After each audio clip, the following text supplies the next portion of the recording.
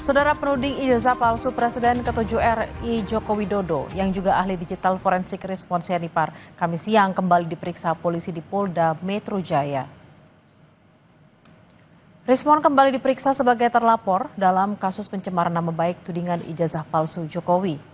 Rismon masuk lebih dulu ke ruangan penyidik Polda Metro Jaya sejak pagi, namun melalui kuasa hukumnya pihak Rismon bilang dalam pemeriksaannya kali ini akan menjadi kesempatan pembuktian dalil-dalil ilmu pengetahuannya terkait ijazah Jokowi yang diperiksa secara keilmuan.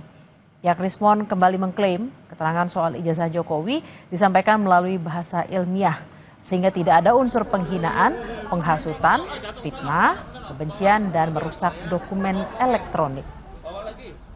Jadi inilah kesempatan kepada terlapor untuk membuktikan dalil-dalil ilmu pengetahuannya terkait dengan ijazah yang beliau periksa secara saintifik, beliau periksa secara sains, ya. Dan materi yang disampaikan Bang Rismon itu semuanya adalah bahasa ilmiah.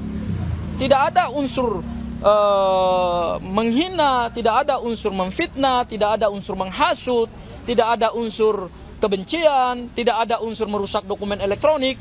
Semua yang disampaikan Bang Rismon dalam 3 kali pemeriksaan nanti sama hari ini, itu semua adalah bahasa saintifik, bahasa ilmiah. Dan dalam kesempatan pemeriksaan ini, Bang Rismon menjelaskan secara sangat gamblang apa metodologi yang beliau pakai, apa dasar ilmiahnya, bagaimana beliau kemudian menyimpulkan bahwa ijazah Pak Jokowi secara saintifik, ya, itu tidak identik dengan ijazah yang lain. Beras premium di Pasar Merdeka Samarinda masih dijual Rp18.000 per kilogramnya. Warga pun mengeluhkan kenaikan harga yang tidak kunjung reda sejak 2 bulan terakhir.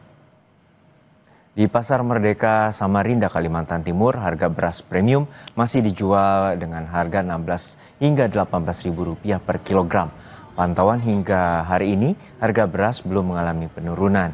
Pedagang mengaku stok beras kini semakin terbatas dan sulit untuk didapatkan di tingkat agen. Alhasil, harga jual di pasaran jauh di atas harga eceran tertinggi untuk wilayah Kalimantan Timur, yakni Rp15.400 per kilogram. Situasi ini tidak hanya memberatkan pedagang, namun juga membuat warga mengeluhkan mahalnya harga beras. Rp18.000, Pak. Rp18.000. Ini belum ada turun, Pak? Belum. Mulai habis lebaran kemarin, Pak? Belum ada turun ya? Belum. Terus kalau kayak begini, Pak, penjualan berkurang nggak, Pak? Berkurang. Berkurang ya? Agak merosot lah sedikit. Tahu nggak, Pak, kenapa bisa naik? Kurang ngerti saya.